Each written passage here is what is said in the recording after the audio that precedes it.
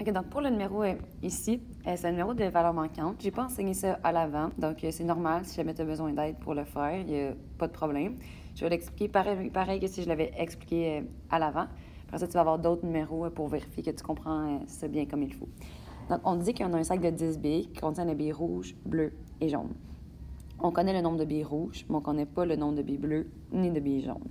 Par contre, ce qu'on connaît, c'est que si le tirage est fait sans remise, la probabilité de tirer une rouge suivie d'une jaune, c'est de 1/9. Et on cherche le nombre de billes jaunes dans le sac. Donc, ce que tu vas faire, c'est que tu connais la probabilité de piger une rouge suivie d'une jaune. Là, ce que tu vas aller écrire, c'est un peu comme le calcul que tu aurais fait pour trouver le nombre, la probabilité de trouver la probabilité de rouge-jaune. Donc, tu vas te demander, OK, parfait. Si on me demandait cette question-là, qu'est-ce que je ferais? La probabilité de rouge suivie de jaune. Bien, je me dirais, OK, c'est un tirage qui est fait sans remise et en 2 étapes. Donc, on va multiplier 2 fractions, c'est sûr, parce que c'est en 2 étapes. Au départ, il y a 10 billes. Et ensuite, puisque c'est sans remise, bien, il va me rester 9 billes ici, à la deuxième étape. Là, normalement, tu ferais, bon, parfait, j'ai combien de billes rouges au départ dans mon sac? Bien, j'en ai 5, des billes rouges. Puis après ça, ici, tu écrirais ton nombre de billes jaunes. Mais là, tu ne connais pas le nombre de billes jaunes, donc on va mettre X. Après ça, ce qu'on va aller faire, c'est qu'on connaît la probabilité de piger une rouge suivie d'une jaune. C'est de 1/9.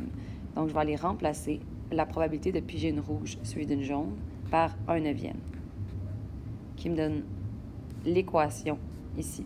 Donc, ce que je dois aller faire maintenant, c'est tout simplement d'aller... Je peux pas aller rétrécir ça un peu. Donc, maintenant, ce que je vais aller faire, c'est aller résoudre cette équation-là. Il y a plein de façons de faire, OK? Donc, n'hésitez pas, si jamais vous obtenez la bonne réponse, mais que vous utilisez une autre technique, et il y a 0 problème. Ce que je fais, dans le fond, moi, c'est que je vais aller effectuer la multiplication ici.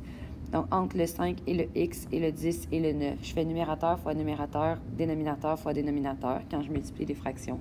Donc, ça me fait 1/9 qui est égal à 5x sur 90. À partir de là, ce que je vais faire, c'est que je vais aller effectuer un produit des extrêmes est égal au produit des moyens. Donc, je vais aller faire un produit croisé, ici, de cette façon-là. Avec la première hexagonale, donc 1 fois 90, je vais juste aller continuer ici. 1 fois 90, ça me donne 90. Et ça, c'est égal au produit de ces deux choses-là. Donc, 9 fois 5x. Donc, ça me donne 90, qui est égal à 45x. Et ici, pour aller isoler la valeur de x, ce que je vais faire, dans le fond, c'est que je vais diviser par 45 des deux côtés. Et ça me donne x qui est égal à 2. Donc, ça veut dire que j'ai 2 billes jaunes. Donc, voilà, je répète le principe, dans le fond, pour être certaine que vous avez bien compris.